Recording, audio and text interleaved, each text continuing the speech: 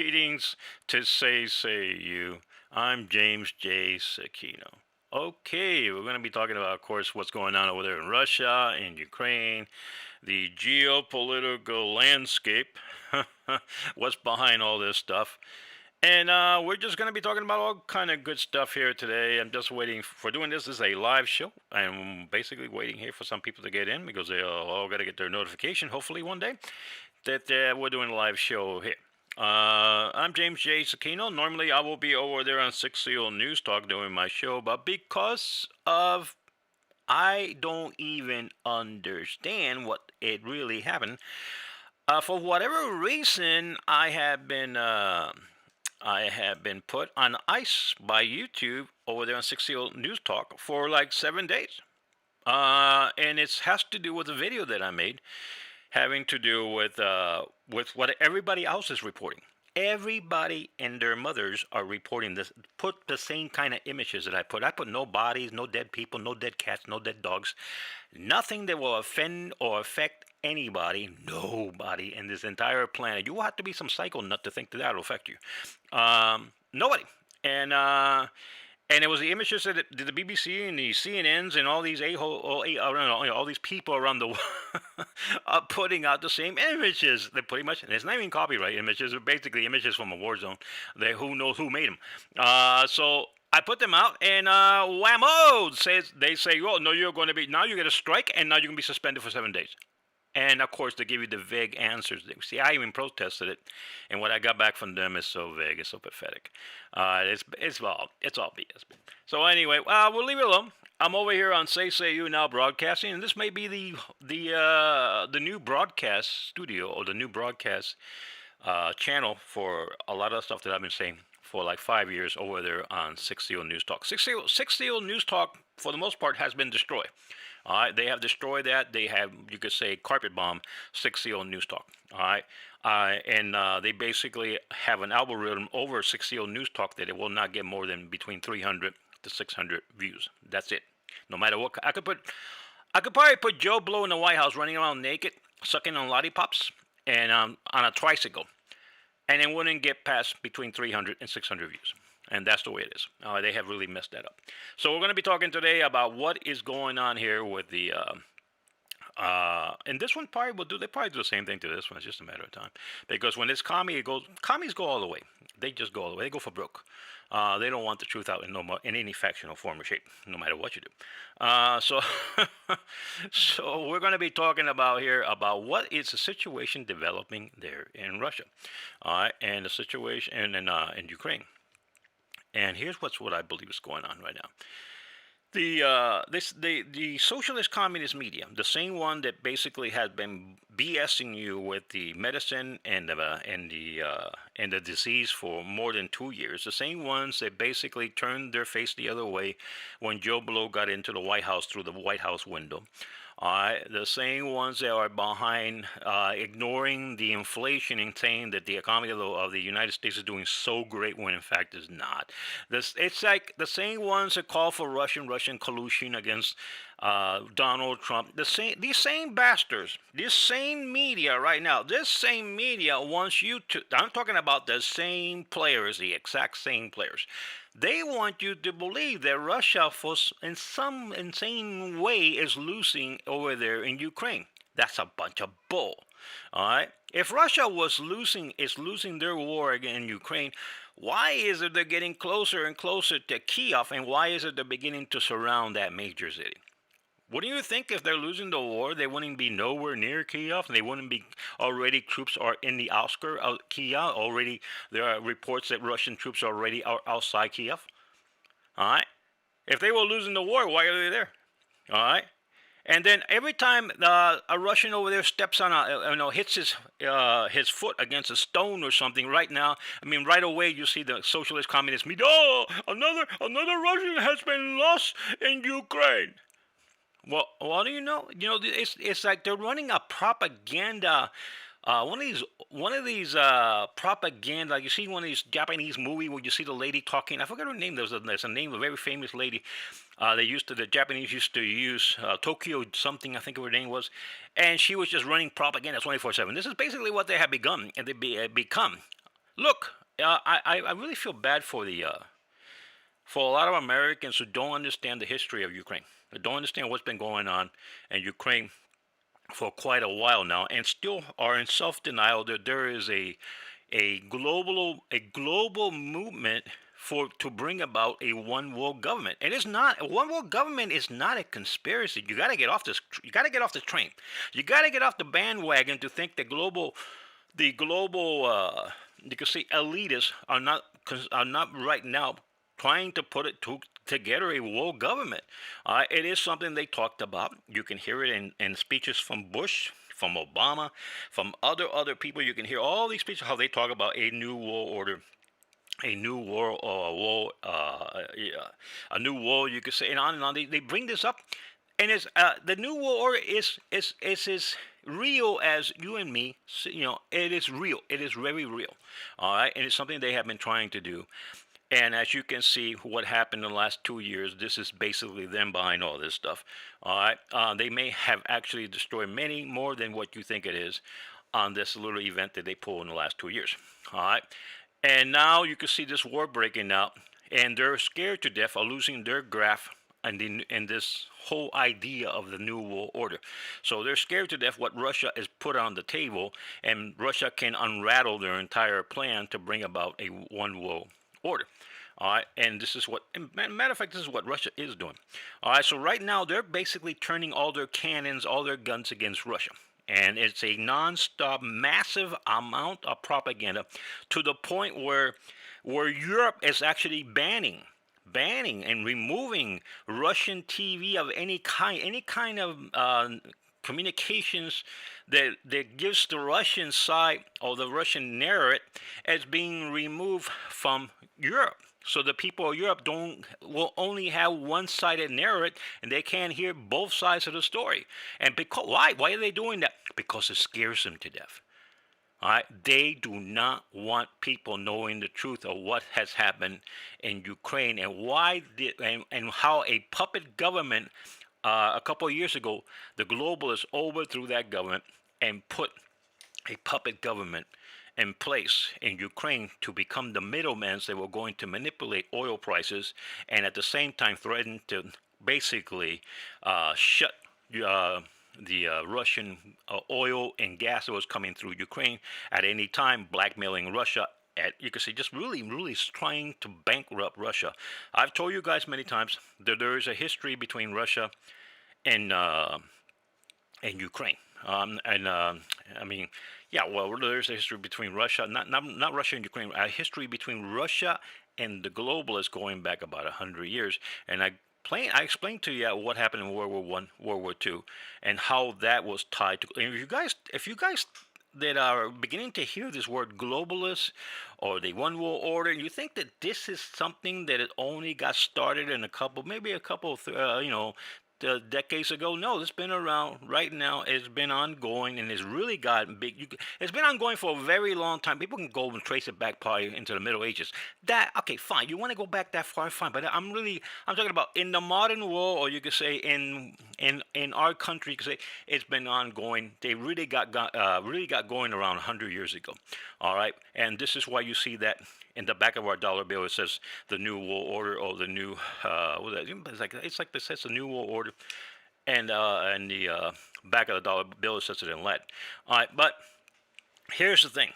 It's been they've been at it about 100 years, and Russia every step of the way has fought them in this new world order. Even though at one point it looked like Russia was going to become part of the one world order when they became communist, and it was basically these bankers, these super bankers who were looking to bring about the one world order, actually all the way going back to World War One. All right, right about almost when the war ended, there was supposed to be a great meeting between all these leaders around the world to bring about a one world order, but Russia was still not in line, and they had to overthrow the Tsars of Russia, thinking that Russia was going to hand over the keys to the one world order, and that was the end of that, and the one world order was going to start all the way back then. It didn't work out. Russia basically stabbed them in the back, and Russia went commie, and they couldn't control Russia at all. Russia and the one world order have been at war with each other for about 100 years right now. All right. fighting you could say, in one way or the other, fighting themselves. And that's why you see Russia's always being stepped down. They always are oppressed. Look at China. With all the communism they have, look how far they have moved up, all right, because the one world order is propping them up. But the one world order is getting ready. It's not getting ready. It's already begun to throw China under the bus, because China, as their lapdog, already served their needs. All right, they don't need China anymore. All right, I'm not gonna. I'll cover that later. Maybe we'll talk more about that. But right now, what I wanted to say was that Russia is getting closer and closer of taking over Kiev. All right, it's a large city. It could take anywhere between depending on how much resistance Russia's going to get and how much those people really want to fight. All right. It could take anywhere between maybe 2 weeks, and I'm talking about the best here is 2 weeks, and it could go out all the way to probably maybe 4 or 5 months, before they take that city. The problem is the global press is egging those people on to fight, and then we have the governments around the world are actually making things worse there in Russia. They're actually causing a long-term civil war by providing the amount of weapons they're now feeding into Ukraine. All right. They're feeding a huge amount of weapons into Ukraine. This will now prolong the war. It will destabilize Europe for many, many, you could say, months, maybe even into years, if they continue to feed these weapons into that zone. All right. And it's just going to be extremely destructive for the people there in Ukraine. What they should have done is the West right now should be sitting down with the government, the remaining government of Ukraine, and just tell them, look, we will give you free, safe passage over to the U.S. or Europe or whatever, and take your families out of there, and let the Russians take take over Ukraine. All right, Russia's going to take over Ukraine one way or the other. All right, they're going all the way. They're going for broke on this. All right, Russia knows that there's no way back. All right, the only way back to Russia will be in the body bag. All right, if you're Russian. All right, so they're going all the way into Kiev. They will take Kiev. All right, they will take Ukraine over the international governments around the world, those who are mainly a lot of globalists and a lot of these communist socialist governments that we have nowadays in the modern world, are not going to be able to do much about it. As Russia continues their march into Kiev, they're going to surround the city. Basically, they're going to just surround that city. And they're going to. I'm almost sure they're going to follow some kind of protocol, which will be to get the women and children out of the city, give them some kind of a possibly, a heads up, a 24-hour, 48-hour heads up to abandon the city, all women and children by bus, whatever the deal is, and get them out of there. All right. And then the young guys, those who are military age, will be asked to surrender to the Russian military, which would then hold them in pins. All right. It doesn't mean that they're going to torture them. It may be that just the Russians are going to hold them in pins. They'll probably end up getting fed, and whatever the deal is, because I'm not going to be talking for the Russian military. I have no idea how they treat their prisoners, but I'm just going by how the Geneva Convention, under the Geneva Convention, how you're supposed to treat prisoners. And if Russia follows the Geneva Convention, which a lot of these militaries will follow, is Russia supposed to take the prisoners, put them in pin, make sure they're in good health, they're protected, and they're receiving meals every day. All right, and they're treated as humans. All right, so this will happen possibly to Kiev. The Russians will probably make. This is the way I look at it, how I've seen this in the past. Russia will probably go in there and get those people to surrender. Go to the Russian lines, surrender to the nearest Russian military personnel, and then they will be held in pins until they're able to take over Kiev, and then later, in some point later on, those prisoners will then be released. All right, is what they're going to be released back to the public.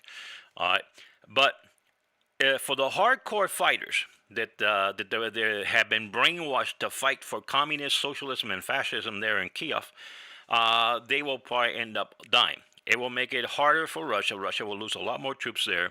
But once Russia feels that all the women and children are out of Kiev. And the only thing that remains there are fighters. There are no. They will basically tell their troops there are no friendlies. All right, then it's all hands down, and we're looking at massive disaster there happening in Kiev, possibly the entire city burning to the ground. That's what you're going to see, because then you will see the airstrikes. You will see massive amount of troops going there. There will be house-to-house combat. All right, and every step of the way, the Ukrainians, or those who are separate, those Ukrainians fighting for the fascist government of Ukraine, will continue to lose ground, as Russia will continue to basically just move into the center of the city, and Ukraine will fall. If you're in Ukraine, I will tell the military of Ukraine, why are you dying? For who are you dying? You're dying for communism, socialism, and fascism, because that the government of Ukraine is not an independent government. It's a government run by the one world order, you could say, by these communists.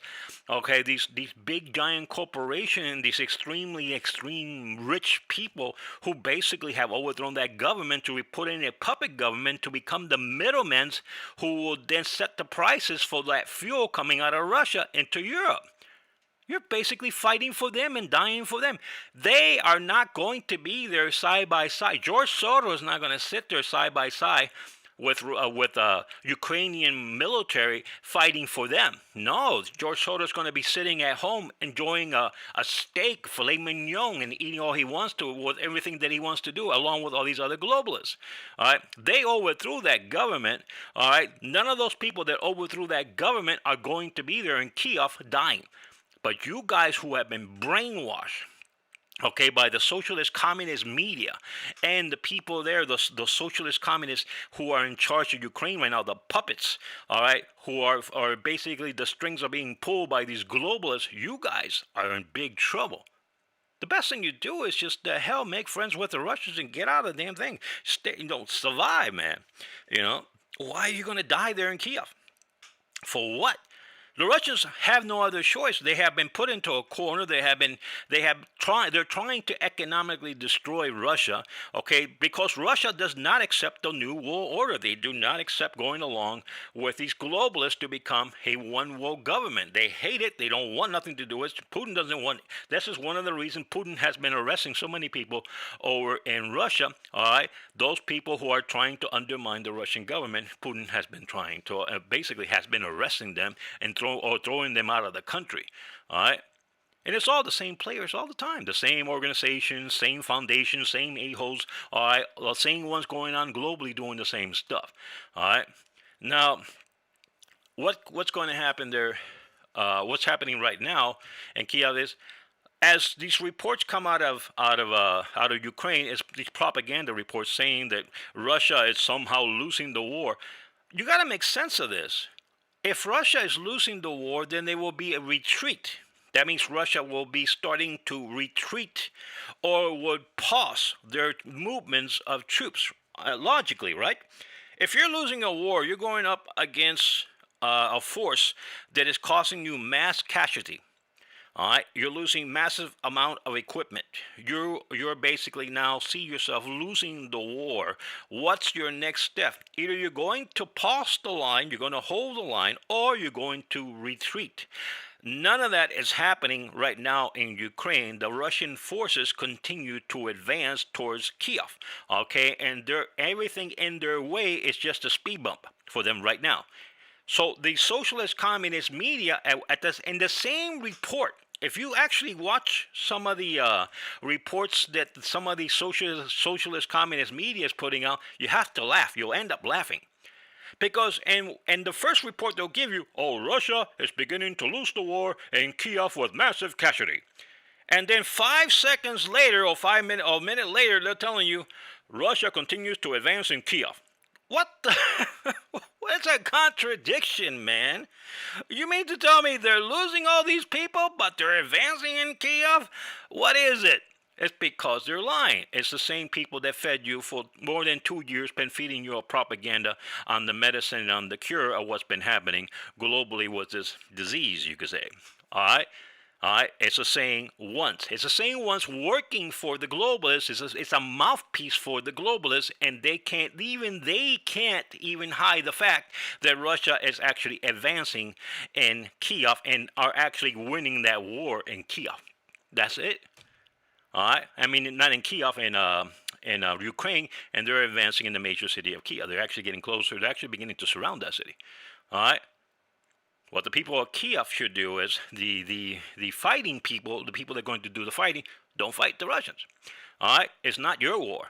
It's a war. Russia's not after the people of Kiev. The Russians are after that government of Kiev that is basically a puppet government for the one world order.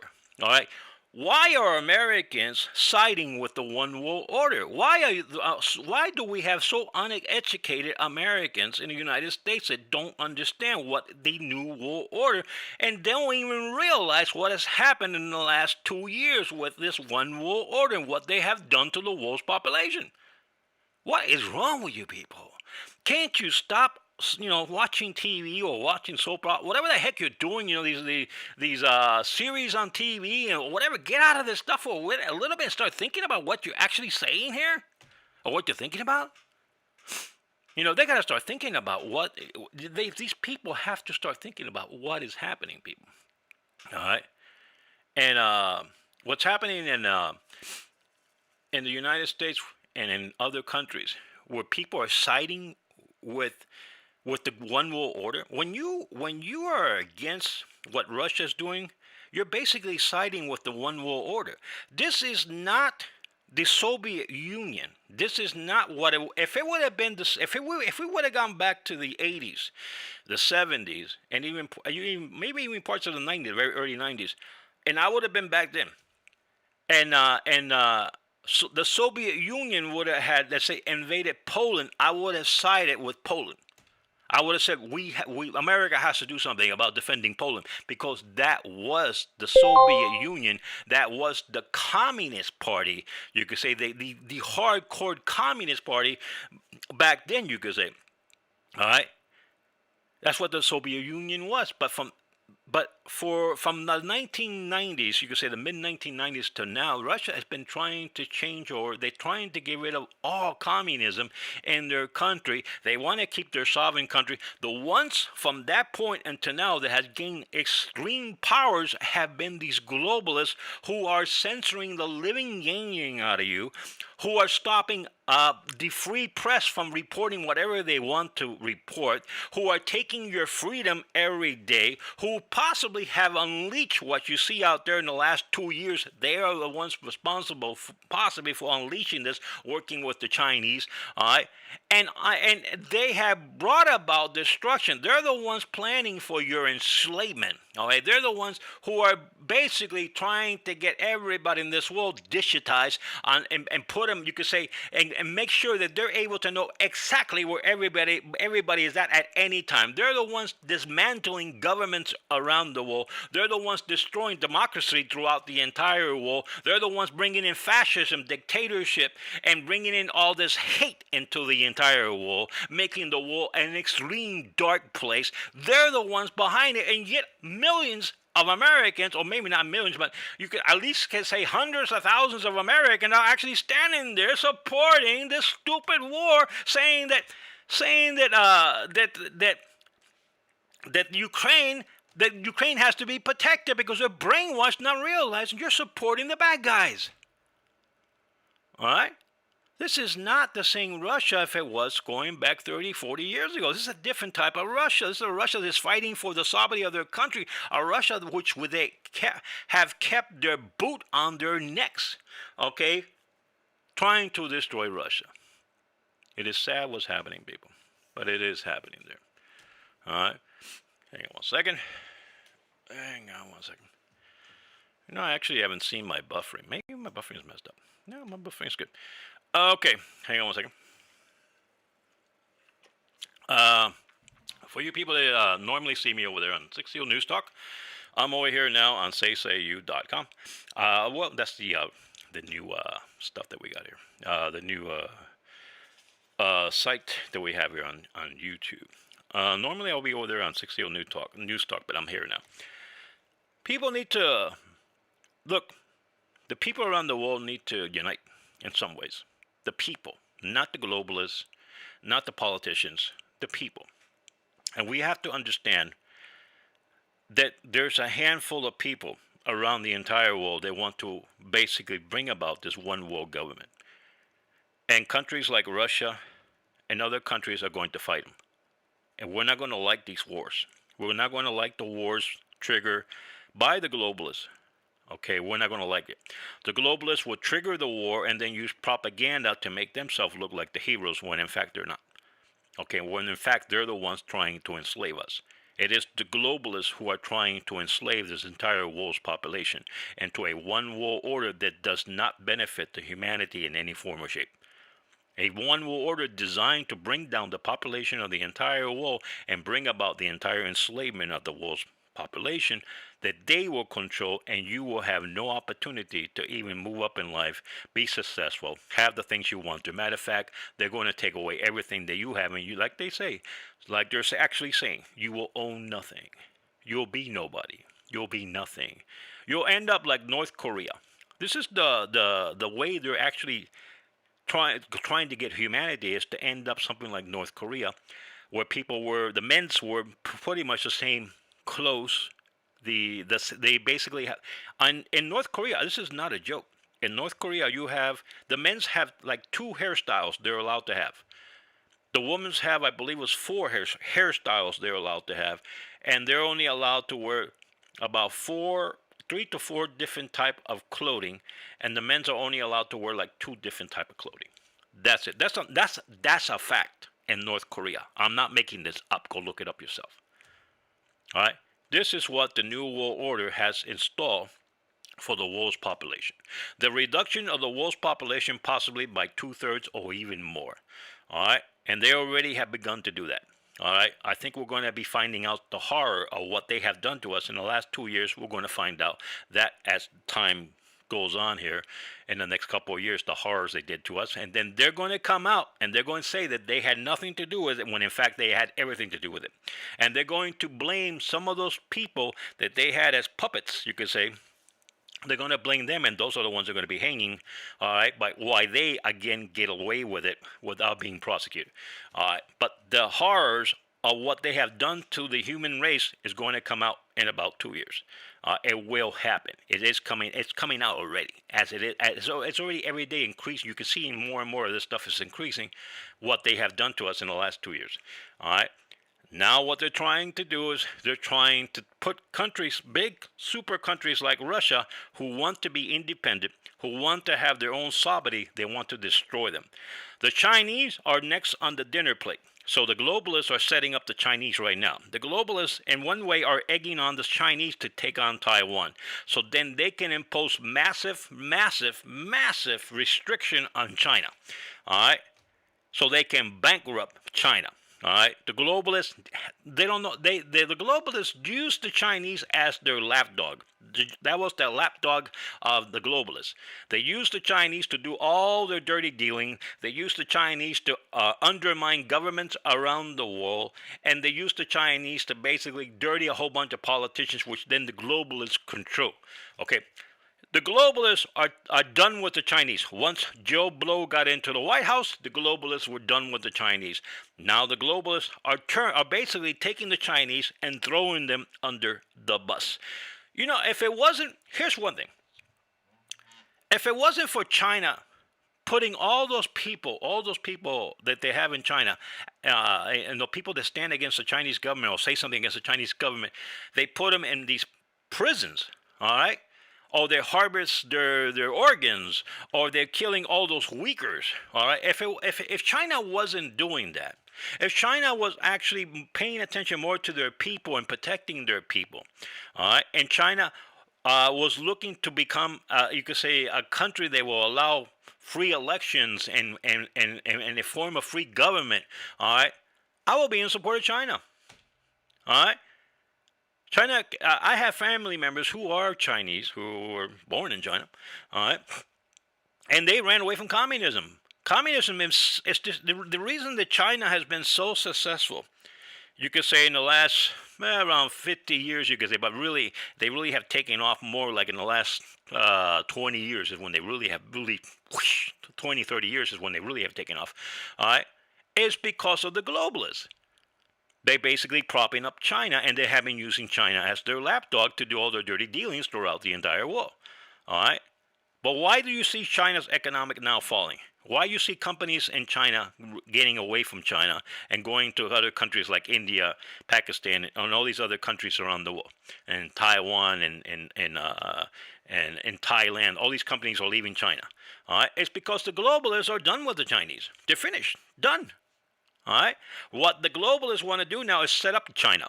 They want to set up China to go into Taiwan, cause a major war there, a slaughter. A slaughter is basically what the Chinese are going to cause. And then there will be huge sanctions come against China. They will bankrupt China. All right. And because the globalists are so, you could say, set up to destroy countries economically, they will bring down China, and possibly you may see a civil war break out in China. Right. China's ambitions to become the world's leader in everything, the dream has crashed. That dream is already crashing in China.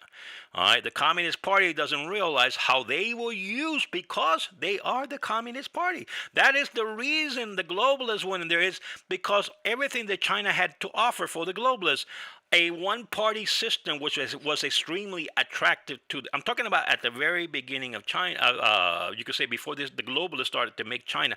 Before Nixon went, you could say, to China, and this other yo-yo, I forgot his name right now. I went to China. Henry Kissinger. Before these people went to China and started to make friends with China, the Chinese were starving to death. If you would have left the Chinese all the way up to the 1979, 78, around there, China would have possibly not been a communist country. There would have been a major civil war breakout, because China, almost up to the 1960s, they were starving to death and things were getting worse for China.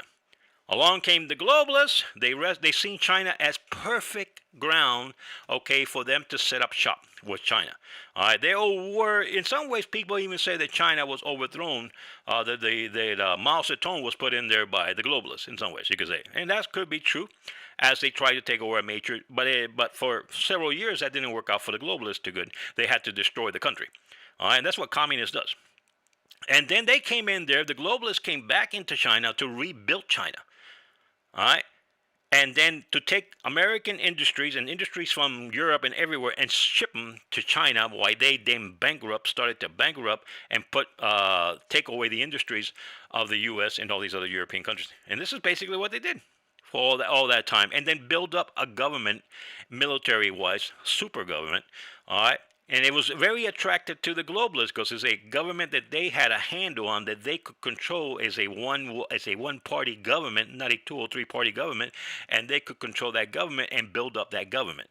What happened was, around the 1990s, or you can say into the 2000s, the Chinese got stupid.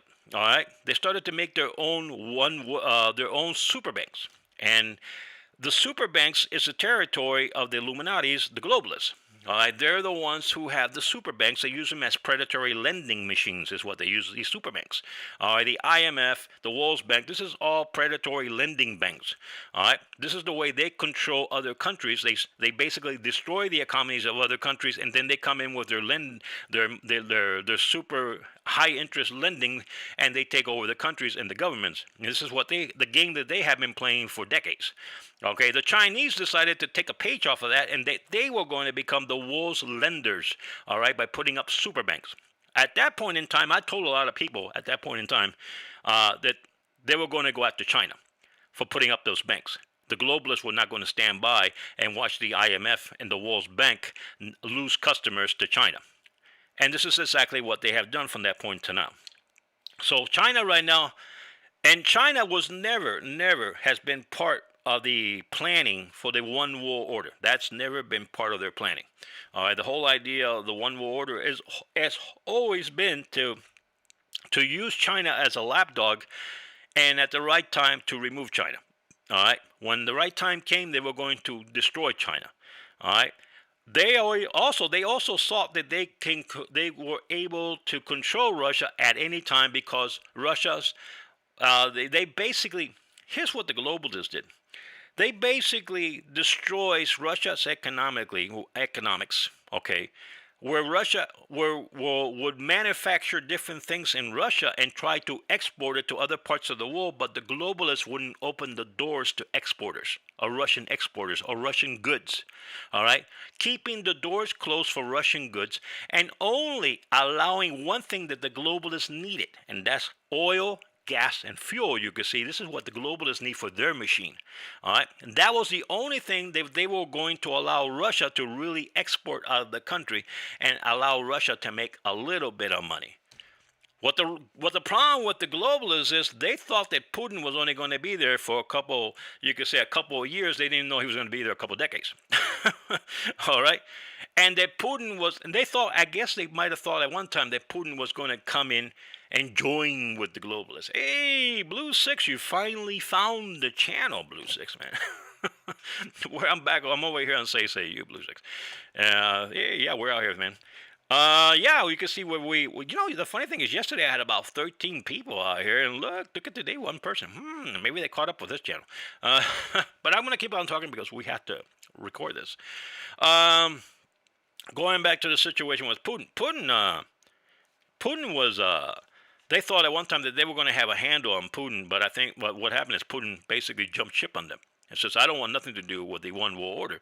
I'm sure that Putin noticed that what the globalists were doing with him was the globalists was only buying oil, was only allowing the buy or the buying of oil and gas from Russia, why they destroy Russia's economy and they wouldn't allow Russia to export anything. All right, Russia cannot export. Russia can have factories just like the Chinese in any other country and manufacture just about anything like any other country. But the problem is the globalists shut down those doors, and China basically, and the globalists gave the market mainly to the Chinese and leaving out Russia. All right, and they just were waiting for Putin to get out, so then they can take over the energy sector of China of Russia. But Putin's never got out there, and Putin's never joined the one world order. Matter of fact, he started to arrest the one world order. When Putin started to arrest the one world order, he basically declared war on the globe on the globalists. When Putin started to arrest a lot of these people, they were super banks. They were they were doing deals in Russia to basically get powerful enough to overthrow Putin. But going back to the Chinese thing, the Chinese, using their super banks, they were going to become the new lenders of the entire world. And they started to lend money to Turkey, and they started to lend money to countries in South America, and on and on. And this is what really attracted the attention of the globalists. And they said, no, no, no, it's time to put China back in the box. So China was used. A lot of the resources and a lot of the stuff from China was used, you could say, almost 2 years ago when Joe Blow got into the White House. At that point in time, once Joe Blow got into the White House, the globalists had a handle on the White House, complete handle on the White House. They had total control. This I'm talking about. There are also two factors. There are two, you could say, groups of globalists. There's the American branch of globalism, communism and socialism, and then there's the European branch of globalist, communist, and socialism. Those two groups got together to get Joe Blow into the White House, and they used a lot of the Chinese to help with that. The Chinese are now being thrown under the bus by the globalists, and the globalists are setting them up. The globalists are egging. There's two factions. They do it. They always play. They always play both sides of the table, and this is so they don't get attention to either side. All right. And there's one faction basically egging on the globalists, which is going to be the stronger faction, to egging on the Chinese to go into Taiwan. And there's one faction of the globalists telling the Chinese they shouldn't do it. But it's because they play both sides, but one side will be stronger than the other side, and that's intentionally done in order to get China to move against Taiwan. Once China moves against Taiwan and destroys Taiwan, all right, then all sanctions will break loose against China, and China economically will be destroyed. All right, and possibly they will start sending weapons into China to basically cause a civil war in China. The globalists need China to take over China. All right, 100% take over China, get rid of the Communist Party of China, and put in the new globalist party of the globalists, you could say in some ways, which is basically worse than communism. All right, and they also need to get rid of Russia. and this is where we're at right now. Russia, in some ways, was pushed into this war. Not some ways, in many ways, they were pushed into this war when the globalists kept insisting on more and more money off the fuel that was running through Ukraine after overthrowing that government. So Russia's been basically has been blackmailed one day after another by the globalists that they're going to turn off the spigots, that they're not going to allow Russian oil if they don't get more and more and more money. All right. And Russia is sick and tired of the blackmail. Not only that, but then Russians who live in Ukraine uh, have been have been hammered by a whole bunch of racist groups that are within Ukraine, which then the Ukrainian military goes in arms to the teeth against these people. All right, and that's basically to get Russians, those who like Russia, those who immigrated out of Russia, those who are connected with Russia, they want to get them all out of there, and basically they're doing anything it takes to get them out of there. But there's a lot of people there in Ukraine who are Russians. All right, and even a lot of the Ukrainians support Russians. All right, so now they're using the Wolves Press to a massive. I've never seen a propaganda at this level. This is a propaganda at a level we've probably never seen in an extreme long time in the entire world. They're using the entire Wolves Press that they have been able to buy off, just like they did with the disease and the cure. They use this massive Wolves Press propaganda, okay, against Russia right now, making Russia look like they're the aggressor, and they never talked about how Ukraine was doing Russia. The socialist communist media has never talked about how these globalists are attempting to destroy Russia, because Russia doesn't give their sovereignty to them, and they never talked about that. But now that Russia makes their move to protect themselves, protect their country, protect their you could say their economics, and moves into Ukraine because that's the only option that was left on the table for the Russians, all hell breaks loose, and you see this giant massive propaganda. And many Americans who are not educated, are not aware, who are in self-denial when it comes to this new world order, they don't want to admit that this thing is out of control, you could say, and there are many, many people involved in this. These Americans are out there standing with this, though. I say, what are you standing? What is it you really know about Ukraine? How much did you study about Ukraine? What is the truth that you know about Ukraine? They know zilch about Ukraine. All right, they only know what the massive media shows them. All right, the propaganda media shows them. And now, because now you see that happening there in Europe, where the media, the Russian media, anybody that talks anything fair about Russia or tries to explain both sides of the story, they're no longer on the air in Europe. They removed them from there. That's because communism, the globalist style of communism is 10 times worse than the Soviet Union. All right, they are going to bring about full 100% control of the world's population. This is what they want to bring about. Hey, Jeff. Hey, thank you for joining me here, Jeff. Hey, thank you. I'd like to thank both Blue Six and Jeff for all your kind posting over there here at SayU on the website. Thank you for doing that. Going back to all this again. Where was I? The situation now in Ukraine is that the Russians are getting closer to Kiev, and many of them already. There are reports that Russian military has been spotted on the Oscar of Kiev, on the outside of Kiev. Russian military spot. These are the part of the scouts, you could say, the forward observers who will go in at the front end of the middle of the Russian convoy, all right, and they will be scouting, all right, and but we're probably looking at a couple of weeks here before the big setup, before they you could say Russia will encircle Kiev, all right. And once they encircle Kiev, they encircle the capital of Ukraine. Once that is encircled, then they're going to start. That's when the real negotiations start. What you see now, there are some peace negotiations on the table between Russia and Ukraine. I'm going to tell you the reality of this, what I think about it. It's just to waste time. That's all it is. It's basically to keep the dogs off of them, to keep the dogs off the Russians. So the Russians kind of make themselves look like they're negotiating. In reality, I don't think Russia's negotiating anything.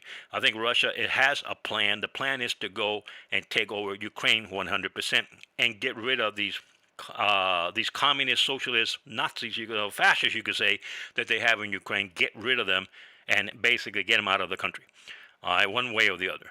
And then they can go in there and take that over and basically keep it, keep Ukraine. You could say is what they got to do. They cannot. Here's the thing about it. The Russians cannot afford to make a deal with the Ukrainian government because they will be undermined, and the civil war will stay there for many years. There will be a civil war, and there will be both. It will be just what's going on. What's been going on for 8 years in Ukraine between Russian, you could say, supporters and the Ukrainian supporters, basically beating the crap out of one another along the border, will become even bigger and will get even worse. The best thing to bring about, you could say, the control in Ukraine is to basically take it over, and this is what Russia's going to have to do. There, take over Ukraine. Maybe either put up a puppet government, or they're going to have to put their own flag on there and say this is going to go back as being another state for Ukraine. I mean, for Russia. It will stabilize the situation there in Europe. At the beginning, of course, sanctions will be lobby against the Russians, but later on things will begin to stabilize as Europe needs fuel. No matter what, Europe needs their fuel, and they will have to negotiate with the Russians. There's nobody right now before Russia went into Ukraine. There's already a fuel shortage around the entire world. Saudi Arabia cannot produce more fuel than what they're producing. And then you have other countries that can no longer they don't have the capacity to continue to you could say add more drums, fuel drums. They just cannot produce any more fuel. They're already almost basically they're at the maximum level of what they can produce.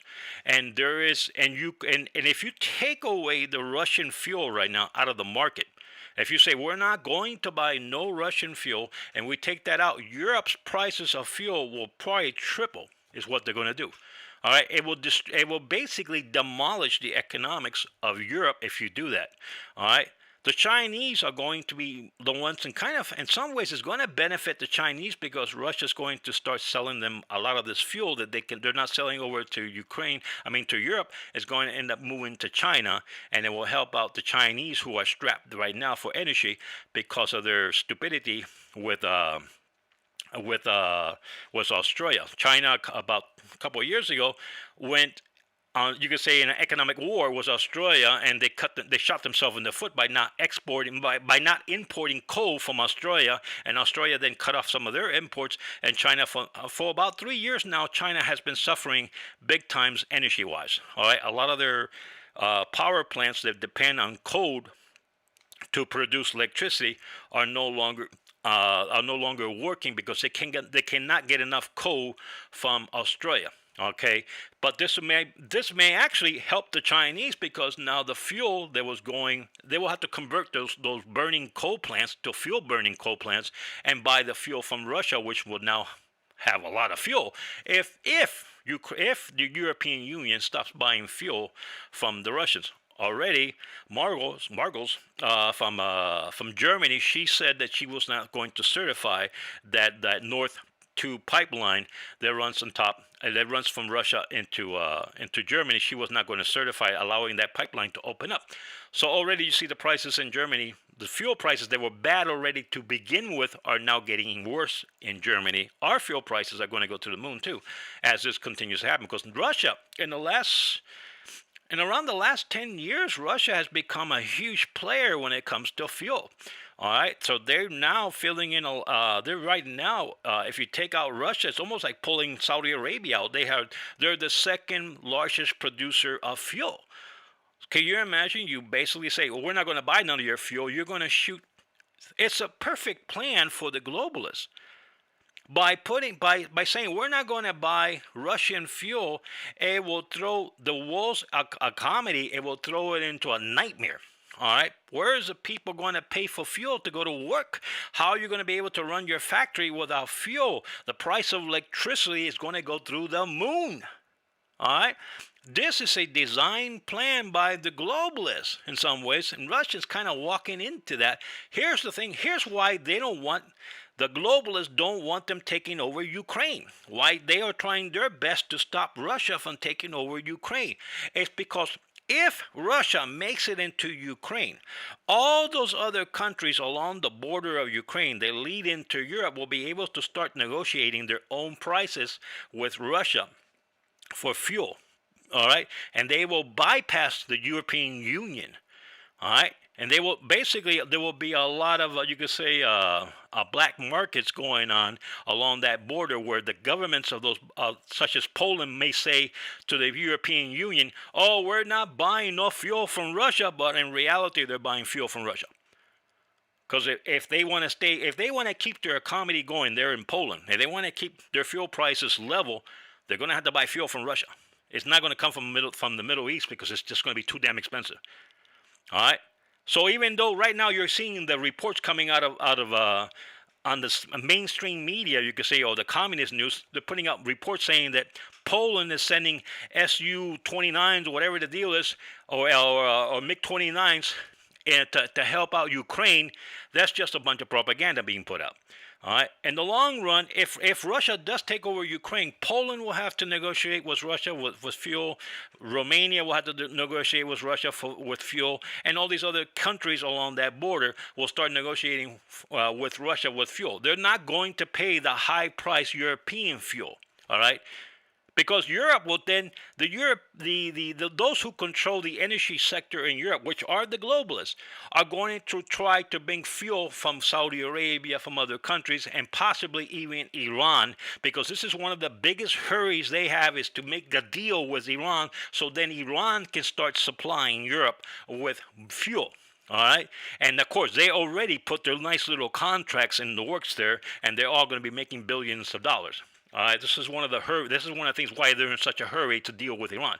All right, but the people in Europe are going to start paying these extreme high prices for fuel. All right, and Russia's still going to have tons of fuel. So if Russia moves into Ukraine, gets rid of that government completely, then those pipelines in Ukraine that runs from Russia could then spread out to all these other countries, and those countries can say no to the to the EU, to the European Union. Say no, you know what? We need our fuel to survive, and we can't pay for European fuel. We're going to have to pay. We're going to have to negotiate with the Russians, and this is going to start breaking up the European Union, as some countries will say, the hell with you, and we need to survive here. All right? And start making their own deals. Eventually, down the road, they will have to open up the spigots in Europe to Russian fuel because they're just not going to, Saudi Arabia is not going to produce enough. Iran, if Iran does come online, as again allowing Iran to sell their fuel, Iran is not going to make up. If you lose Russia, Iran will not make up for that. All right, Iran's behind Russia when it comes to fuel. All right, Iraq does have a lot of fuel. All right, the problem with Iraq is they're still negotiating who basically gets Iraq. Damn it, what is that, Bill? Something I have on it.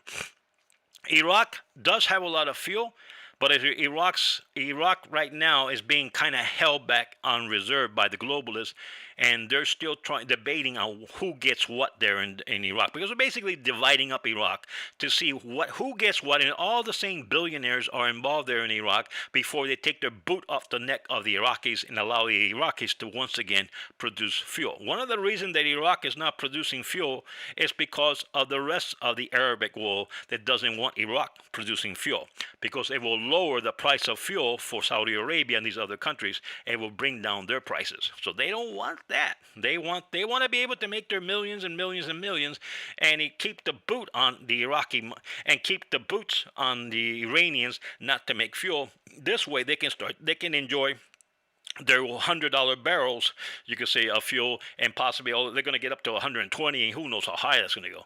All right, but they will be making a killing on this. Right now, the Middle East is doing beautiful right now when it comes to all this, because they're making a killing of all these barrels of fuel being sold. And if Russia does go offline, and Russia is only going to be selling fuel to the Chinese, oh man, if you're complaining about fuel prices now, In a couple of months right now, you're going to be complaining even more. All right, and with the Joe Blow in the White House destroying our fuel, okay, it's even going to be worse. Now I heard that I believe it was the governor of Alaska. I'm not 100% sure, but I believe it was the governor of Alaska trying to get Joe to release the spigots. All right, and the White House trying to get Joe to, hey, why don't you put the industry back like it was under Donald Trump? But Joe is not going to give that up. Joe is on a mission. His mission is for the globalists, and the mission is to destroy America, to bring down the economics of America and demolish them, which will then destroy the advertisement that's going throughout all these social medias who are doing all this censorship, which they will then get destroyed. Yay! In some ways, all right. It's a lot of stuff going on. Look, if you actually don't understand geopolitics, you're in trouble nowadays. If you want to understand what's going on in Russia, what's going on in Iran, what's going on in Iraq, if you don't understand geopolitics and you don't get a graph on the entire enchilada, you're gonna be extremely confused. You're gonna be like all these idiot Americans out there getting bottles of vodka and pouring them in the street. Don't even know where in the hell Ukraine is. If you ask a lot of these people, where's Ukraine? They couldn't even point it out on a map. All right. And then if you ask them, what is any history of Ukraine? They couldn't tell you any history of Ukraine, only what's been happening in the last couple of days. All right. But yet they sit there listening to mainstream communist news. The same news is basically you could say, is bringing about 2/3 of the world's population to crap, you could say, by giving them this BS that they have been giving out for the last 2 years. Not to get into that too much. Hey, Blue Six, I see you out there, and Jeff, I see you out there. You also doing your thing out there. Nuclear war. I don't think there'll be a nuclear war, and I talked about that yesterday. I don't think you'll see the only way you'll see a nuclear war if they really, really have, you could say, informed Russia that they're going to destroy them by nuclear bombs. As long as they're not threatening Russia with nuclear bombs, they can sit there and maybe talk about it and BS about it, but as long as they're not actually moving assets around Russia and bringing in subs close to Russia, and Russia is really not threatened under nuclear, there's nothing, Russia's not going to go nuclear war. I don't see, it just wouldn't make, it wouldn't, from a person, if you actually look at Putin and you kind of study his profile, you can say the way he acts, the way he does things, the way he's been dealing with the globalists. This is not somebody who's insane. This is somebody who's got his mental things put together, you can say. And if he's thinking the right way as a human being, he knows that if he uses nuclear weapons against Europe or the United States or any other country, that this is going to come back at him because all those countries are armed with nuclear weapons and they will destroy Russia. So he might as well basically take the nuclear weapons and shoot them straight up into the air and let them come right back down on Russia.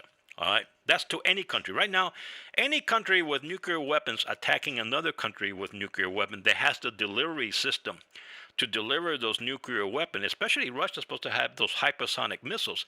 The thing about hypersonic missiles, I'm almost sure that if I go back to the 90s, the early 90s, I think it was in one of those Science Mechanics magazine, one of these magazines out there, they was talking about hypersonic missiles. And they make it sound like the U.S. is catching up with Russia and catching up with China. Bull! Bull, bull, bull. The U.S. has been working with hypersonic missiles for a very, very long time. Way before the Russians and the Chinese, the U.S. has been working with those hypersonic missiles. What the hell are they talking about? This is BS. This is to get Congress to release millions and billions of dollars for these programs for our industrial weapons machines, you could say, these companies, is what it is. But they have been working with that stuff for a very long time. If you go back and you read some of these magazines, some of these science magazines from the 90s and from 2000, you're going to see how the U.S. has been involved in all that. This is not something new for the U.S., hypersonic missiles. Matter of fact, we're way in advancement on that thing. All right? It's just a bunch of bularchy trying to get more money from Congress and more money from taxpayers to go into these major corporations. It's more of this globalist BS is what it is. All right? And the U.S. has more than Russia when it comes to technology, weapon technologies, even though Russia's possibly made some extremely nasty weapons. You know, like antimatter weapons, I don't even want to think about that. I don't want to. I really, truly don't even want to think about what an antimatter weapon could do to an area. All right, it's more devastating than you'll see in any movie. I'll tell you right now. All right, you're talking about an antimatter weapon, something which there is even it's almost impossible to keep. All right, and then develop that into a weapon. The release of energy is insane. All right, insane. All right, it will make all of our atomic bombs look like kids' play. That's why there are reports that came out a couple of years ago that the Russians developed a weapon that could blow up Texas. If it's antimatter, I have no problem in believing that. I will have no problem in believing that story if they said that Russia developed an antimatter weapon, because that possibly would blow up a country, a state the size of Texas. All right? You have no idea the amount of energy there will be with an antimatter weapon. All right? And they say Russia has been, if Russia has been working on that, that means the U.S. has been working on that. And that means Europe has been working on that. And if Russia has it, the U.S. has it, and so does Europe. All right? The last thing if we didn't want to see nuclear weapons, if we have been saying we don't want to see a nuclear war, you definitely don't want to see an antimatter war, an anti-nuclear type of war, you could say, because that is the end of all life on this planet. All right, that's the annihilation of the planet. All right, I hope it doesn't go in that direction. It is stupid for the West to continue to challenge Russia on anything having to do with nuclear. They have to back off that talk. The same thing for Europe. The problem is the globalists are in charge of our media, and they're going to continue to push this nuclear narrative. All right. Remember, the globalists want to see the destruction of Russia in the United States, and they also want to see the destruction of China. All right. Because then they can emerge as the bird of Phoenix, you could say, from the ashes as the new rulers of the entire planet. And remember, they're the ones who got the trillions of dollars sitting in their banks because they have not stopped printing money. And since we're on a fiat currency globally, you could say the dollar, and they continue to print trillions and trillions of dollars, they want to put themselves as the savior of the world when 2/3 of the world's population have been blown to the other side of the moon. And then they want to emerge from that, like I say, the bird of Phoenix, from the ashes, saying, we are here to help, when they're the ones who caused the entire thing. And because at that point in time, they will control all media. Nobody could say anything. Let me tell you one thing. If the globalists were to take control 100% of the entire world, and there would be a new world order. Let's say there was a new world order. Our history will be erased. They will erase almost our entire history will be completely almost erased. All right? And there will probably be laws coming down in the future where anybody owning a book, a history book, either has to turn it in to have it destroyed, and they will put the propaganda on the little kids. They will grow up there in the future that history was completely false, made up by man, and they're now telling you the real history. They will erase our entire history, and if they actually stay in power for 50 or 100 years, if you could go into the future, a globalist future, you'll see that there is no history. For America, there's no history for the rest of the world, and they will sell you on the idea that the entire world has always been ruled by globalists.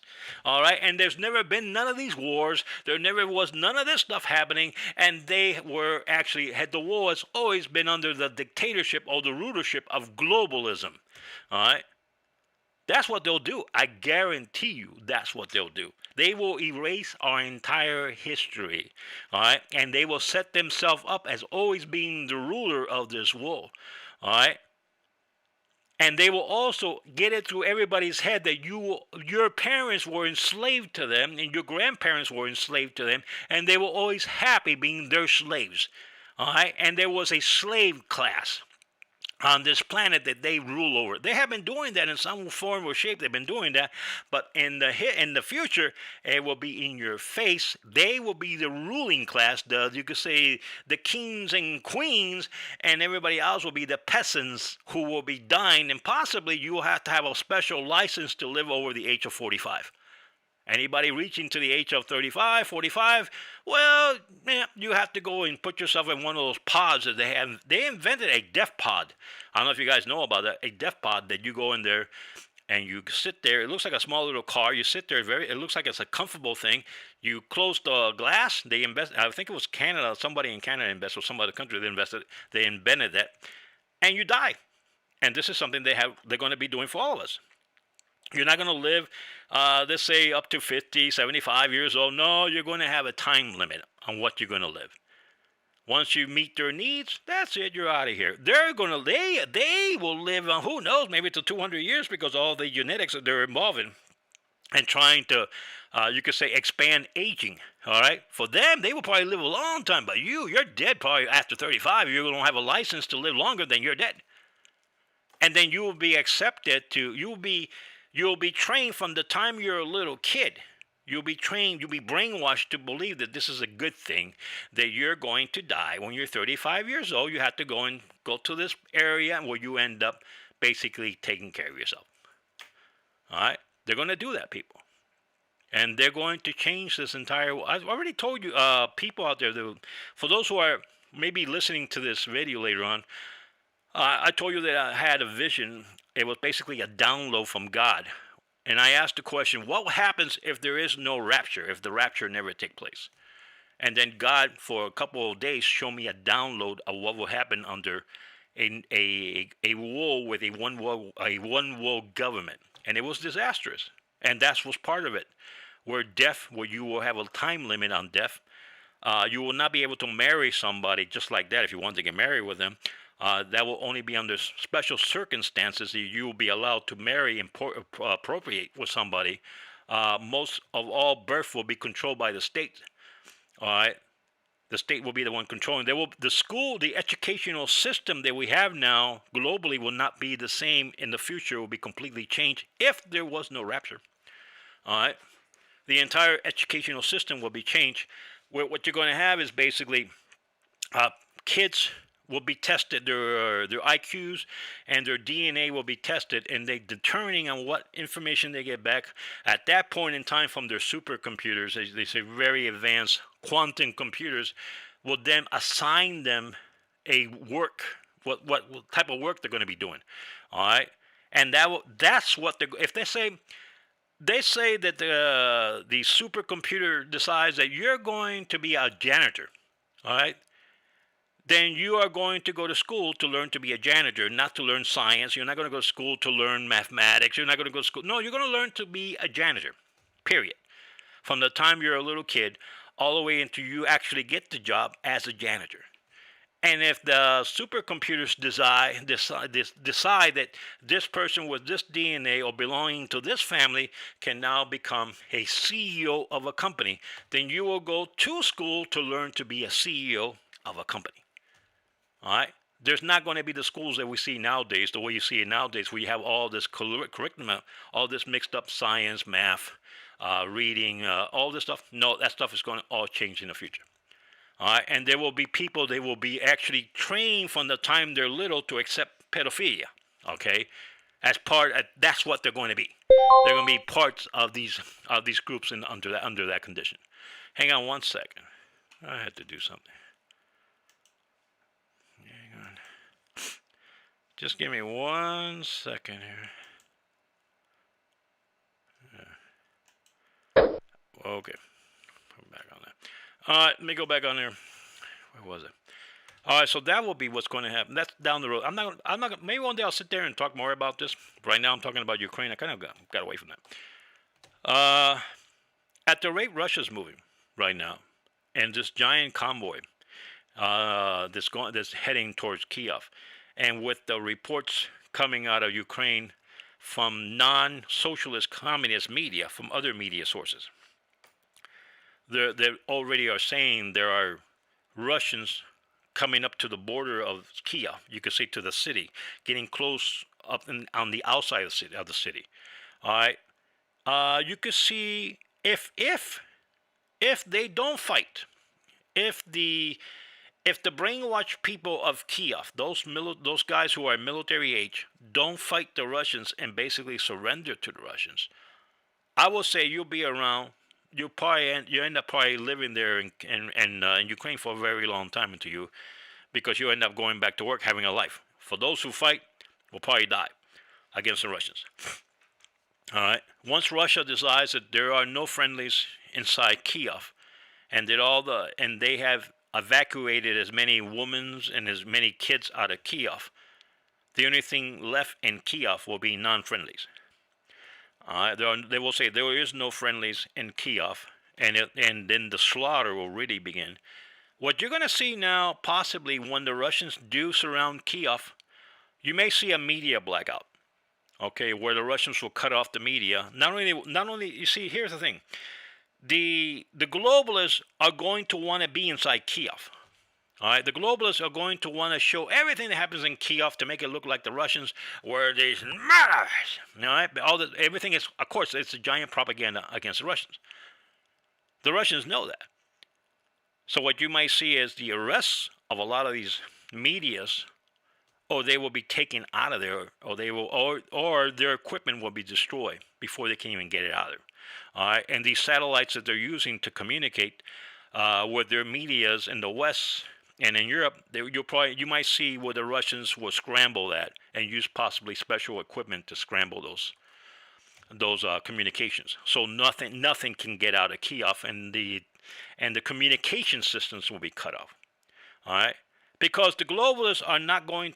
Possibly the globalists are not going to report back to the West that the Russians gave the opportunity for the people of Kiev to get out of there, for the women and children to get out, for the older people to get out, and for the men to drop their weapons and surrender. They're probably not going to report that. So what the globalists are going to want to do is they're going to want to spin their own narrative by saying that the Russians went into Kiev and killed everybody. And then anybody lying on the floor with a halfway smashed face, they're going to want to take pictures of it and plaster it all over the news the next day. The Russians know that they're fighting also a media war. All right, so you're going to see some big changes there. As Russia gets closer to Kiev, you may see more and more of these journalists, you could say, being, taken away from the battle zone.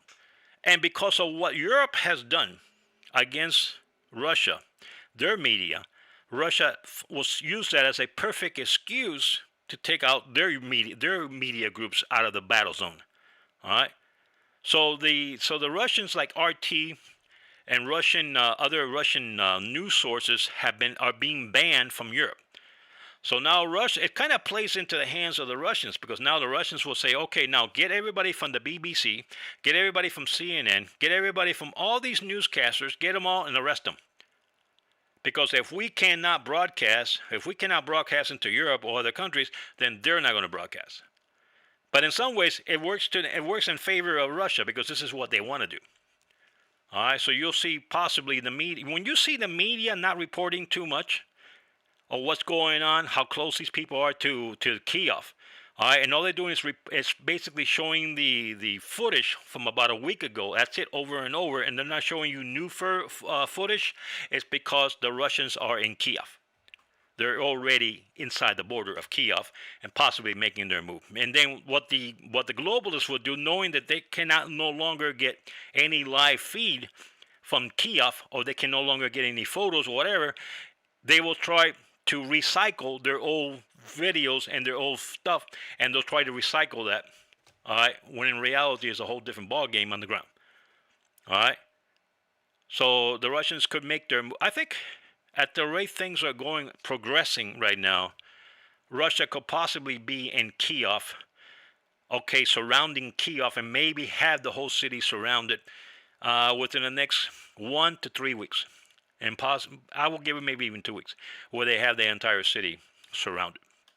All right, and at that point in time, you're going to see the Russians are going to try to evacuate a lot of the women, the children. They'll give them the opportunity to evacuate, and but that's not going to be reported in the news. They're going to say that Russia went in there and killed everybody. That's basically what they're going to say. All right, remember, this is a globalist-run media that we have nowadays. All right, so they're going to report something different. And then once Russia feels like they evacuated enough people and the one staying there is only the enemy, then Russia goes. This is when things get really nasty. This is when the bloodbath really begins, at that point in time. when Russia moves into Kiev, because all those separatist, all those groups by Ukraine, they've been basically at war with Russia for the last 8 years. They've been supplied. They've been supplied by Ukraine, and basically murdering Russians along that border. All right, all those groups are going to fall back to Kiev if they haven't surrendered. So this is the hardcore. What's going to be left in that city is going to be the hardcore. One way the whole slaughter could stop, one way the entire thing could probably come to an end, if the president and the government there in Ukraine says, we're going to leave the country. We decided to leave the country and fight the situation for Ukraine outside the country. Therefore, self-imposed exile, all right, might be the only way for them to then get out, negotiate with Russia for a corridor where they can freely move their stuff out of the country by air or by land and get out. Any remaining factions inside Kiev will be the hardcore murderers, you could say, who have been murdering people along that border of Russia and Ukraine. All right, they're going to fight to the death probably. It will be very sloppy for Russia to go in there and fight building by building. As anybody has any training and urban warfare, and I'm going to tell you, it's very sloppy. There's a lot of killing. All right, and they're going to do that. The Russians will go in there and see, and anybody left in there will be seen as the enemy. And the Russians go in there. The Russians are not the U.S. when it comes to military tactics. We'll go in there with a hammer. They'll go in there with a sledgehammer. All right. If they have to blow up an entire building and drop it on top of one person, they're going to do it. All right. They'll drop all as much ordnance as they want to on one building just to drop it on 5 people. All right. Not us. We'll do our tactics are different. All right. The Russians don't. Their tactics are different when it comes to war, to the way they run wars. All right. So you're going to see possibly that entire city being demolished. The whole thing could be prevented if those people just said, you know the heck, we're going to, if Russia could say there's amnesty, one way Russia could actually avoid a lot of problems there in Kiev, if they say, look, there's a form of amnesty. We're going to allow those people who are now, those people who have retreated into Kiev, we want them to, we're going to give amnesty to them. And we're not going to go after them to prosecute them for what the horrors that they have caused along the border of Russia and Ukraine, and try to work out some kind of negotiation, and maybe even expel them from the country. All right, and give them maybe a couple of days for them to turn themselves in. All right, if it doesn't happen, then you see Russia going in there with their sledgehammer, and things are going to get extremely nasty inside of Kiev. Very bloody really fast. All right, and Russia could be involved inside Kiev for it all depends the amount of support they get from the outside. If they are able to lock out, if they really tightly surround the city where nobody can try to sneak in armaments, all right, either through tunnel systems or by air or by anything, then Russia could get control of that entire city in a short time. It could be from a week to 2 or 3 weeks. They'll control the entire city. Okay, and then they'll go in. They're basically at the same time they're in a mop-up operation outside Kiev, mopping up the rest of the country using their forces. All right, the entire world's Communist Party, the socialists and the globalists will be flipping out. Now they will have to see how they're going to negotiate, because the whole idea with them, they don't care how many people die. All right, these globalists don't care how many people die. Their whole thing, the whole panic is going to be that they're no longer in control of the oil of Russia. They're no longer able to blackmail Russia. So they're going to be in a whole giant financial panic. All right, that's what they care about. They care about money. They don't care about the blood that's spilled in the street. They don't care about how many people die in these wars.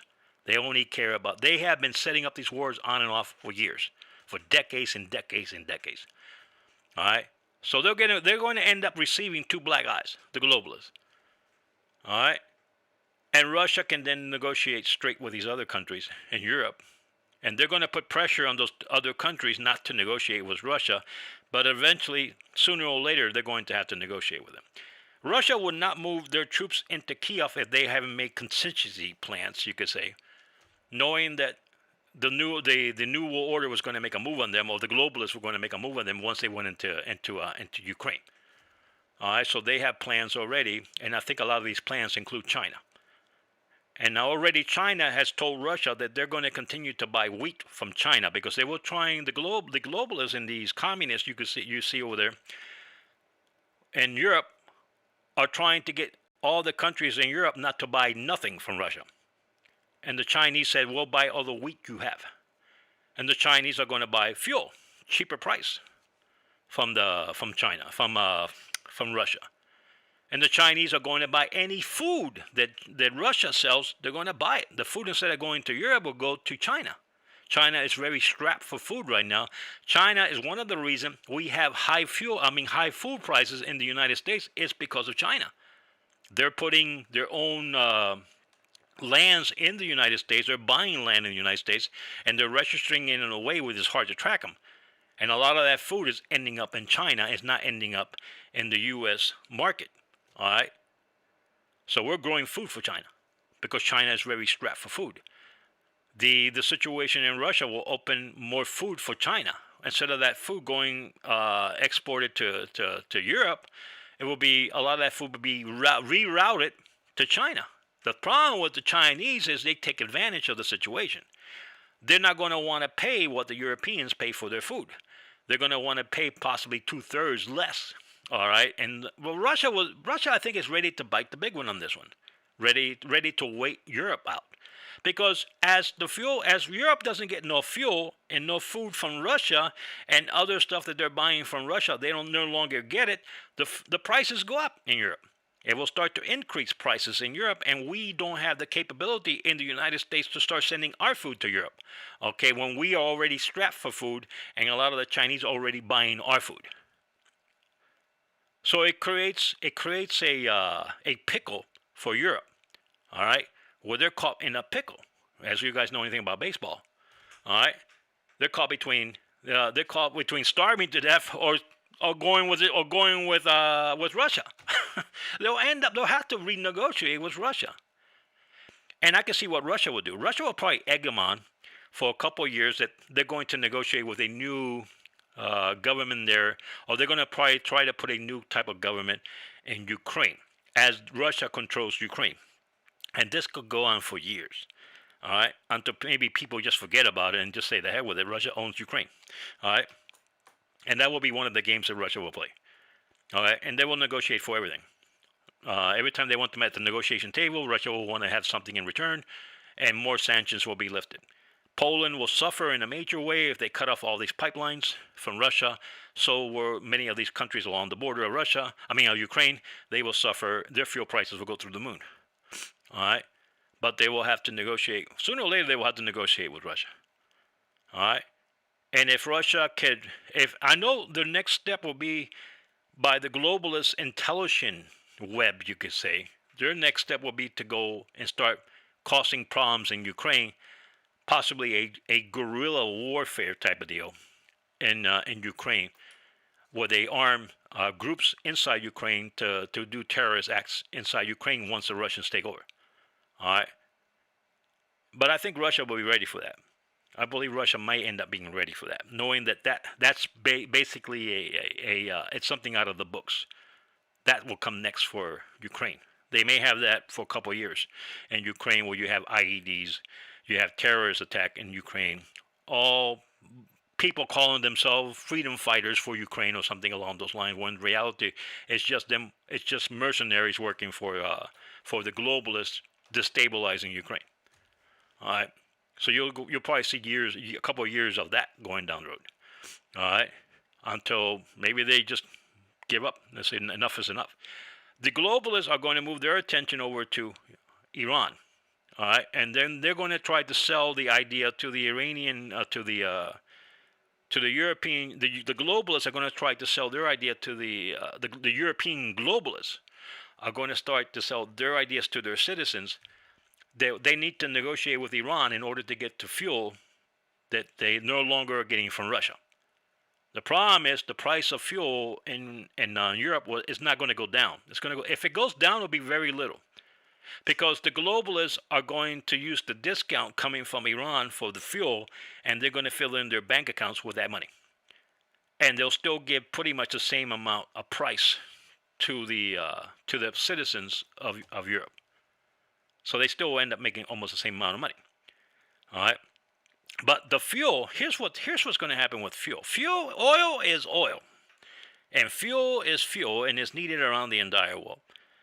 What you might end up seeing is Russia sells the fuel to China, China sells the fuel to the rest of the world, or Russia sells the fuel to Iran. If Iran's doors do open up, if Iran's sanctions are taken off the table, then Russia will then run. Russia's got, I believe, they got some pipelines already running into Iran, and Russia will reverse those pipelines and start feeding Iran with fuel, and Iran will start then putting the fuel out. The only problem is Russia will have China and Iran as their middleman to start getting that fuel out. But eventually, Europe will have to see it that they're still paying high prices, and Russia's offering a discount price, because Russia will just offer the same cheap fuel. Because Russia's, from what I understand, Russia's actually providing the EU was a good price in fuel. So Russia said, "Why don't you come to me? Why are you going to Iran? Why are you going to China? Why are you going to all these other countries for fuel when you can still have my fuel? And we're already connected. We already have the pipelines." So with the people in Europe up on the uprise, you could say, over fuel prices, and the markets, food markets, also you could say the prices will go up on food and manufacturing and everything. Anything that depends on energy will go through the sky, including electrical energy, because a lot of people think that electrical energy comes from some other dimension. It doesn't. It comes from fuel or code. It doesn't come from another. Just because you have an electrical car doesn't mean we shouldn't have no more gas or no more fuel around the world, because who in the hell is going to power plant? Who's going to supply the energy to your power plants? Who's providing that electricity, you could say? And you go, oh, nuclear. Yeah, right. It ain't going to work that way. All right. So down the road, everybody's going to have to make nice with the Russians in Ukraine. And Ukraine will have to. And Ukraine is not the U.S. in Iraq. I know they're gonna try. I mean, Russians in Ukraine are not going to be like the Americans in Iraq, where we're being constantly attacked by IEDs and people are being killed. Russia will come down with a sledgehammer on those people planning those attacks on Russian troops and Russian facilities in Ukraine once Russia takes that over. All right, things would change right away. They're not going to play games. All right. So you're going to see a lot of this stuff happening down the road. I mean, even if Russia tomorrow took over Ukraine, they're not out of the woodworks. And then they got to deal with the globalists still. But it opens doors for Iran, and it opens doors for China and other countries to possibly become the middlemans negotiating for Russian fuel. All right. But in the long run, Europe will end up sooner or later buying fuel from the Russian-controlled Ukraine, and the globalists would have been kicked out of Ukraine and no longer causing the problems that they're causing with these fuel pipes. All right, the globalists would then move their efforts somewhere else or hit us with something else. That, as you know, the globalists hit us with something. They have hit us for 2 years. They may come back with something even stronger. All right, because they're also losing. In some ways, they're losing that war, but they already won that war. They were able to put out as much of the medicine as they needed to, that's going to affect millions and millions of people down the road. All right, so maybe they believe already they have caused the damage they needed to cause in order for their world population reduction. All right, putting out this medicine that people are going to find out the hard way, those who took it, what's in store for them. All right. But then the globalists are going to be pointing the finger at other people, and they themselves, they believe that they're never going to be prosecuted, and nobody's ever going to go after them. Maybe this time this would change. All right, because now they may have shown too much, taking on 2/3 of the world's population. To reduce the world by 2/3, this is going to attract a lot of attention in the next, possibly anywhere out, going 2 years to 10 years out. It's going to attract a lot of attention when 2/3 of the world's population may end up disappearing. All right. And no matter who they point the finger at, it's going to go right back to the globalists. All right. So they're losing ground, and Russia's not going to lose. If it stays under Putin, Russia will not lose their sovereignty. The Chinese, if they're smart enough, if the Chinese are smart enough, and they figure this one out, the Chinese will not invade Taiwan. They will leave Taiwan. I wish in some ways I could sit with the Chinese, and it's kind of like playing devil's advocate here, like siding, because I really don't. I believe that China communism should end, and the people and those political prisoners that they have should be released, and the weaker should be treated like human beings. All right, and China needs to treat their people like human beings, and possibly make a two-party system, and have free elections in China. But if I'm looking at the globalists who are 10 times worse than the Chinese, because if the globalists take over the entire world, I'm going to tell you right now, they're going to be 10 times worse than the Chinese. All right, than the Chinese communists. So I wish I could sit down there with Xi Jinping. All right, right now today, and I will tell him, you're being set up by the globalists to go into Taiwan. All right, the globalists are reporting one thing in the news and telling you something behind the scene. Behind the scene, they're telling China to go into Taiwan, and in front of the news, they're telling the Chinese not to go into Taiwan. But in reality, the force behind the scene, the globalist force behind the scene, is a stronger force, intentionally done that way to force China into Taiwan. And once China goes into Taiwan, they're going to try to destroy China. All right, to bring about the end of China.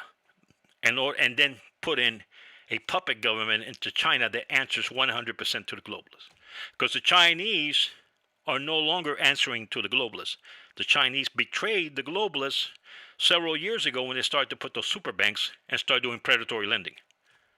And the Chinese started, you could say about a decade ago, start talking about how they are going to be the one world order.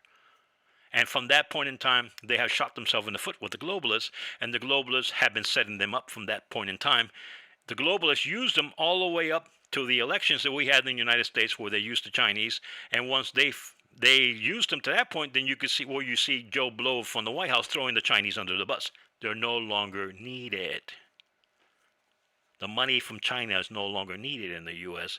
when you have the bottomless pit of money, where you can produce as much as you want and budget and basically get as much as you want from Congress at any time, because you run Congress. You basically are all part of the Democratic stinking Communist Party. All right. So China's in serious trouble. China once the situation there stabilizes with Russia, if Russia is successful, and right now I give it a 90% chance that Russia will be successful in Ukraine, that they will take over Ukraine. All right.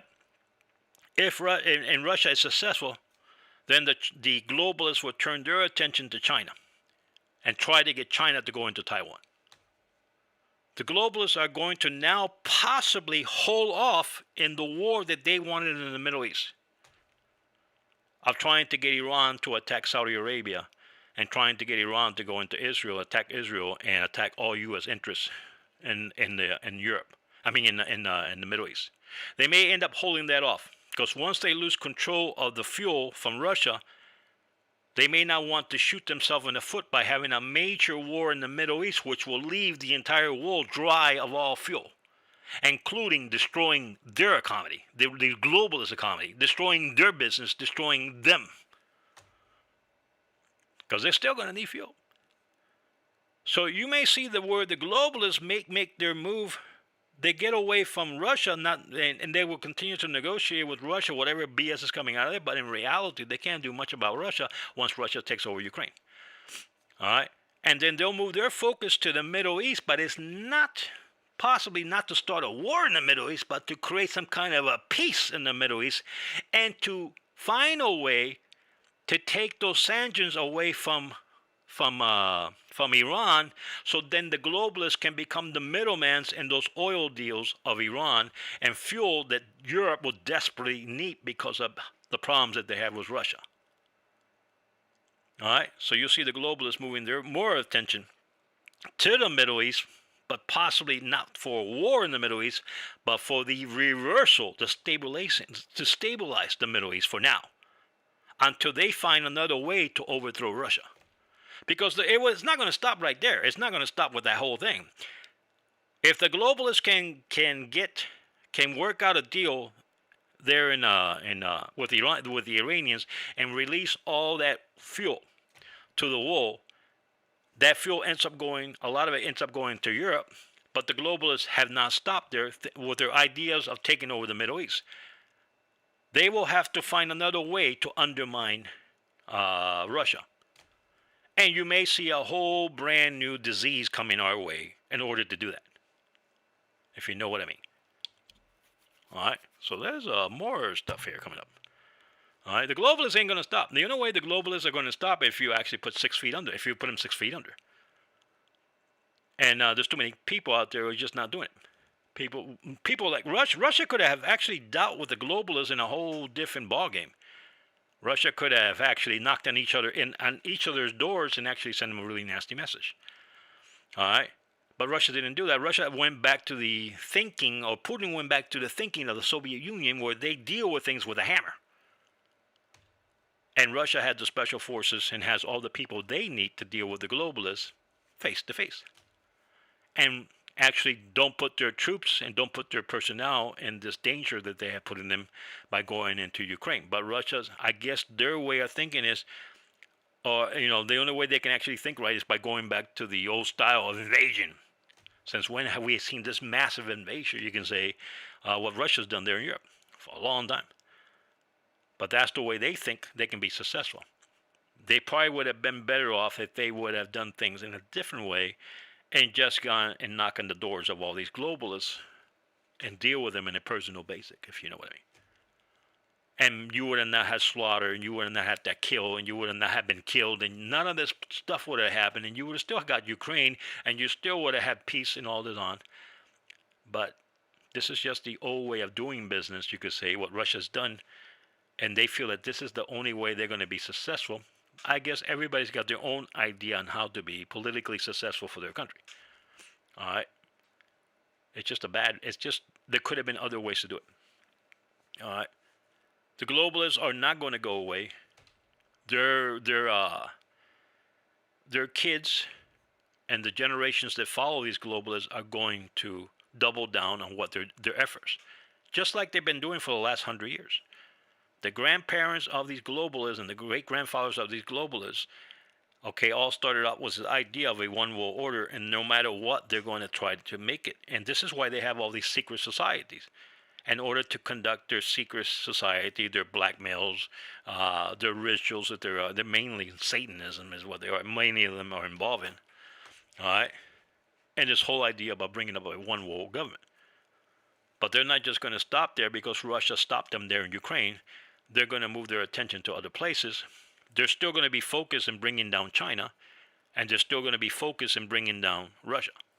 But now they're going to have to go to Plan B, whatever they have, they'll have. I guarantee you there's a Plan B for the globalists, a Plan B, a Plan C, and so on and so on. There's multiple plans always for the globalists, and they're going to come up with something new. All right. So we'll see what really happens with all this. So anyway, people, thank you for joining me out here. We're here on Say You, the new YouTube channel I put for the website, saysayyou.com. So we're here now. I will be going back to 60 News Talk possibly in a couple of days once the sanctions are taken off me. In some ways, I'll go back over there. But in reality, I may end up shifting over to Say You. I might do just like one broadcast a week over there on 60 News Talk, 1 or 2 broadcasts, and just do more broadcasts over here and Say You until people move over here. They start to move over here, and that channel will no longer be affected. All right, 60 News Talk. 60 News Talk, for the most part, has been destroyed. It's been carpet bombed by these socialists. All right, they have basically destroyed that channel, and I'm sure that they will go to destroy this channel too. Anything that tells the truth nowadays, that is telling the truth, giving you a perspective of something completely different, get you to think out of the box, telling you what is a good possibility of what could happen in the future with these globalists and all this other stuff. Anything like that that actually provides the light to people, or removes their blinders off their eyes. This is harmful for the globalists, harmful for communism, globalism, communism and socialism. They don't want none of this stuff. They really want none of this. They want none. They don't want people like me out here with a voice. This is why they're shutting down as much as they can of this. Now the midterm elections are coming, and the midterm elections are things that are going to happen with the midterm elections. All right, midterm elections are going to try to shut down everybody for the midterm elections, where they have nothing to say, and only their little candidates are going to be up front, and only them and their lies and their manipulations. And now they're going to twist everything around. Like I said, you may see where it comes down the road, where you may see Joe Blow there possibly in the next couple of months say yes, he's going to allow more. He's going to allow fragging, or he's going to allow the licenses to do oil exploring in the United States, and try to build up the same industry that he destroyed along with the Democratic stinking Communist Party. He's going to say, oh, it's time to see if we can try to build it back up. All right, and this is right before the midterm elections. You may see him talking about oil and bringing oil back to America, or allowing the exploration of oil back in America, and get America back in oil. And this is just so he can gather votes, is what it is. It's just him trying to gather votes, is what it is, for the midterm elections for his people. All right, which they're all going to sound that way, that they're out there doing something for energy, when in fact they're the ones who screwed up the entire thing. All right.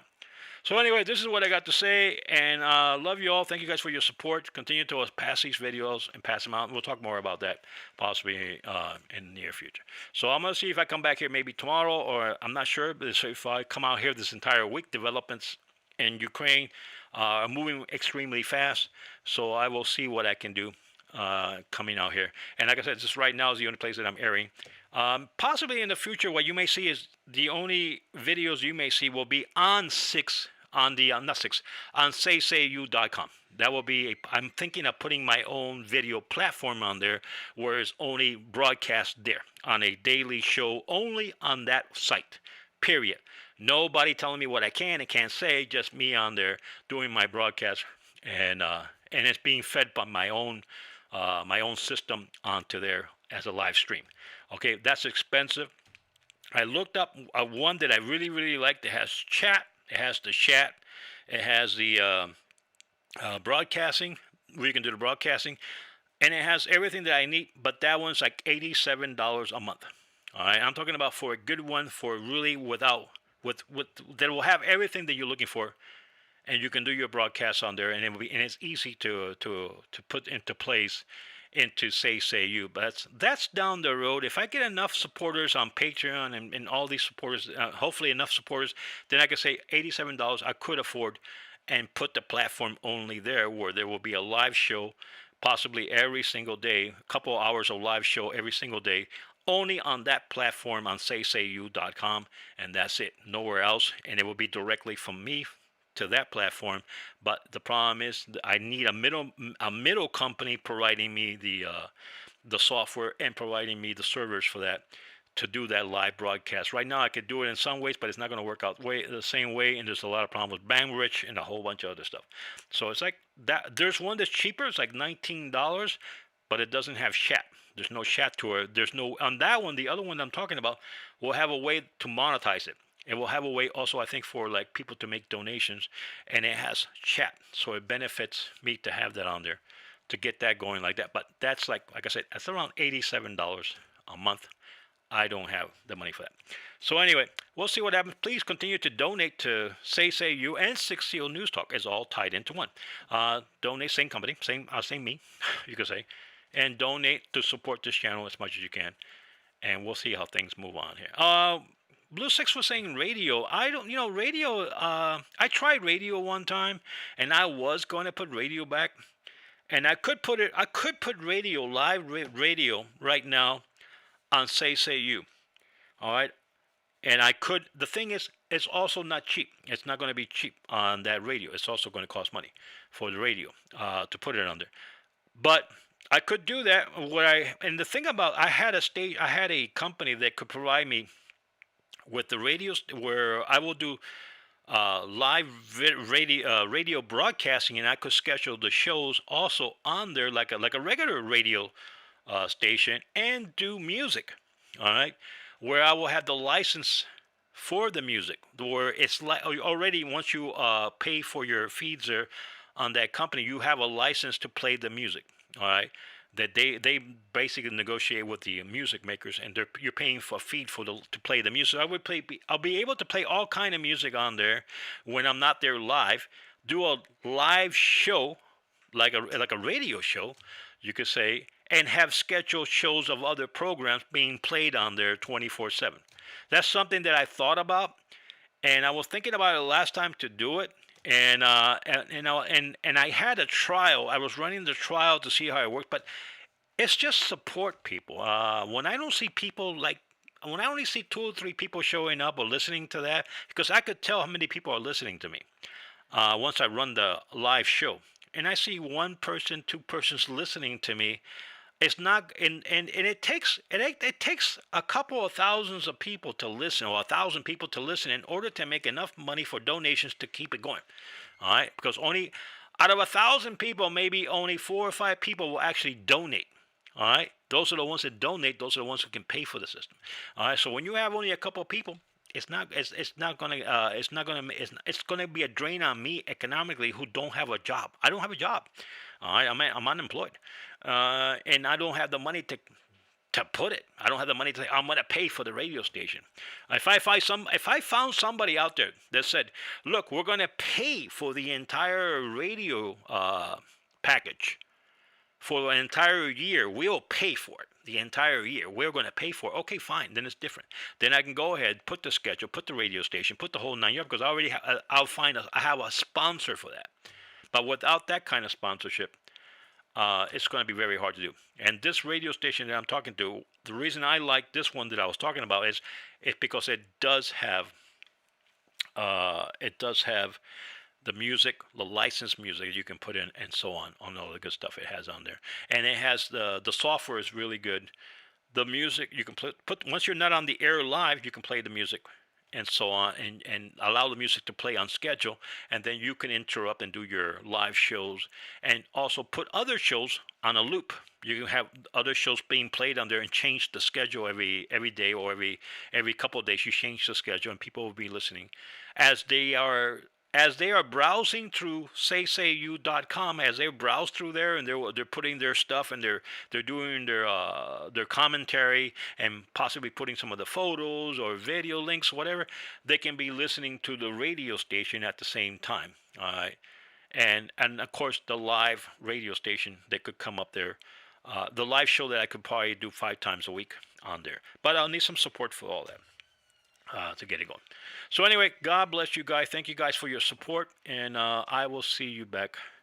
Hopefully, we'll do another show, possibly back tomorrow, and we'll continue to monitor the situation there in Ukraine. Okay, but I got a feeling that we may be focusing on China, not too far off in the distance here. Refocus into China, because China may not understand the whole idea is not to go into Taiwan. If you go to Taiwan, you're going to lose in a major way. And I will tell China, you don't have to go to Taiwan. If China could wait out Taiwan for the next 15, 20 years, they may never have to go to Taiwan. China is undermining the government of Taiwan, except they don't have patience to wait.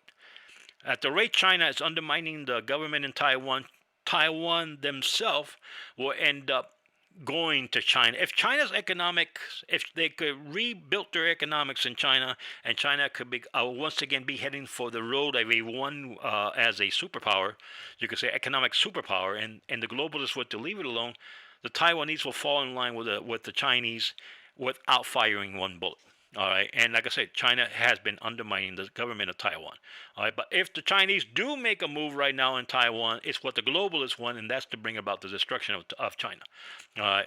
Anyway, this is what I got to say. Have a good one. Have a blessed one, and I will see you. Thank you, Blue Six. Thank you, Jeff out there, and anybody who has joined us out here, Jay, Son, and all you people. Thank you guys, and have a great one. And I will see you back in a day or two. Okay, bye bye now.